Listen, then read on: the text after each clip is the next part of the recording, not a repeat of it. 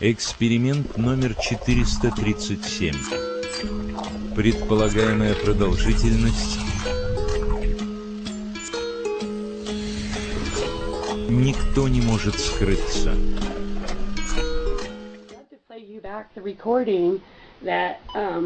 When I called NASA yesterday and I spoke with someone in your Washington, D.C. office, I was told that he's scared to death. He's going to denounce his citizenship and go back to the Philippines. Okay. That's what I was told by NASA yesterday when I called. Okay. And directly from your office. Did you record that conversation with their knowledge? I'm sorry? Did you record that conversation with their knowledge? Are you recording my conversation with that knowledge, sir? No.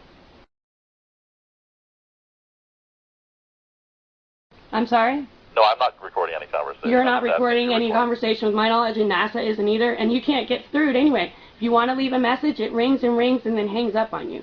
Same with Wallop Island.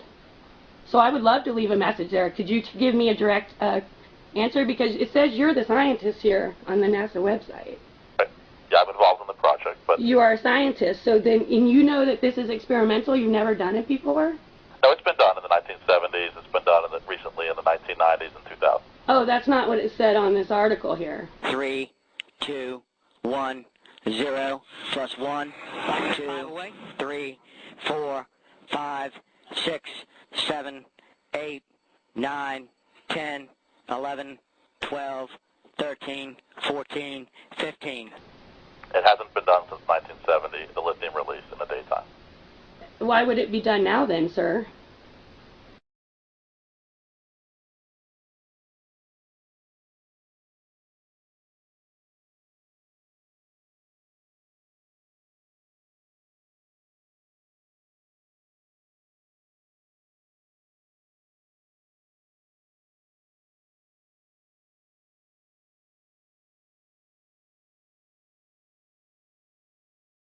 That's scary. Detailed information. If you could please send your comments by email. Okay, will you respond to my email if I send them?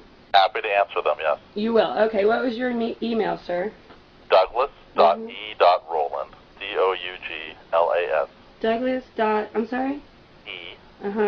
Dot Roland, R-O-W-L-A-N-D. At, NASA.gov. I'm sorry? NASA.gov. NASA.gov. Okay. Well, I will be expecting an email back from you then, sir. I appreciate it. Yeah, it's very important we communicate what we're doing to the public. We're very interested in making sure everyone knows what we're doing. We're not, we're a civilian space agency dedicated to science and research and so on. So we're very, very keen to make sure that the taxpayers know what we're doing and everything. So. Well, you know, when the article came out in the major newspapers, including the Huffington Post, there was no mention of lithium. Not one. Not one mention of lithium. Until I heard the recording of the actual, I listened to it. I listened to the rockets go off. I had no idea there was going to be a lithium dispersed until I heard payload lithium dispersed. Good indicators of chemical deploys. And lithium on Ontario Improved Divine have been deployed. Okay. RSO TDOSS request to declare the area clear and release the roadblocks.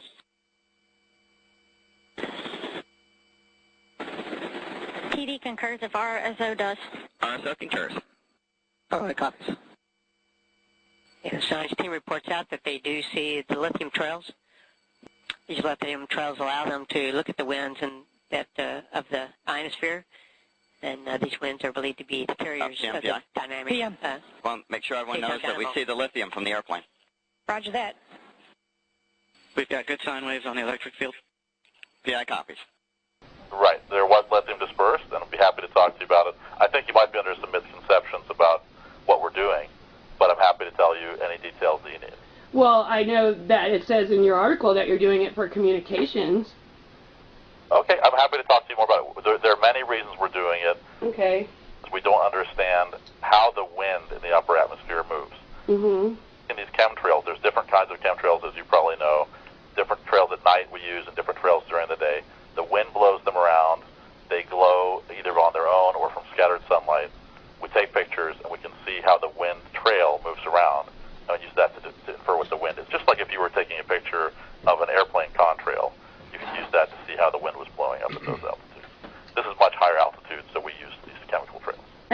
is the purpose of knowing what the wind's going to do in the ionosphere?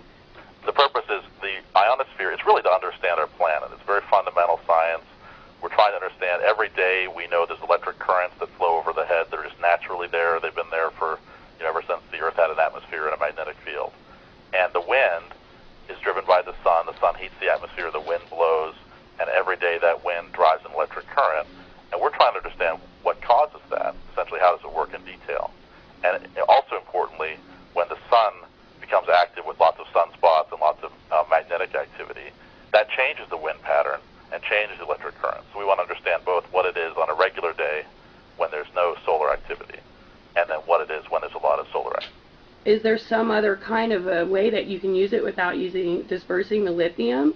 We're researching other ways. The lithium is actually harmless to the environment, and we could show you more about that. But it is tricky to use because it's very faint. You can't see it with your naked eye. You have to, have special cameras to see it and so on. So we don't like to use it for that reason. It's hard. In other words, it's hard measurement to make. We're researching other ways to put sensors directly on the rocket to measure the wind, and those are ongoing. We're trying to develop those now. In fact, one of the purposes of this mission was to do that. Okay. Well, you've explained it to me then. I don't agree with it, but I appreciate you explaining it to me. Email too if you have detailed questions, anything you want. Okay, I will. I'm gonna research it a little more, and I will email you. And I appreciate you taking the time out to speak to me today, sir. Get your call. It's not often we get to hear from members of the public and people who are really interested and concerned with what we're doing. And I really appreciate your time. I wish more people would call. I really do. I've called my senators. I've called my governor. You can't get through to anyone, sir. You can't get through to anybody. Yeah. I go to my city council. I live in rural North Carolina. They don't care. They laugh you out of there.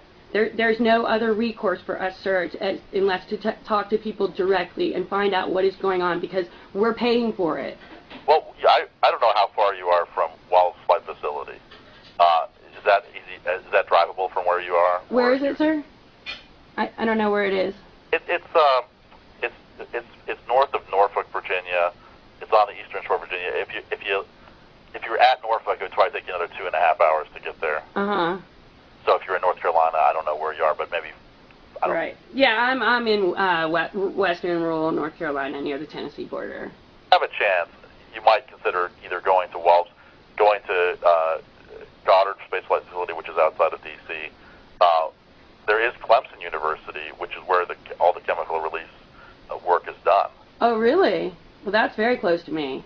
You might contact those guys. I'm sure they'd be happy to explain what they're doing. Oh, that's awesome. Okay, I will do that. Just ask for the science department. Well, I don't know what department they're in, but Larson, Larsen, Miguel Larson is the lead, and he's been doing this for decades and can explain in detail what they're doing and why it's not an issue for people living. We wouldn't, we would be, as a government agency, we would not be allowed, to do anything that would be harmful. So he's under strict controls and that sort of thing. So he can explain it to you. He can even show you around, that sort of thing. Okay, and you said his name was Miguel Larsen with an L? Larsen. Okay, at Clemson. Okay, well, thank you so much, Mr. Rowland. I appreciate all of your information. Yeah. Thank you. Have a nice day.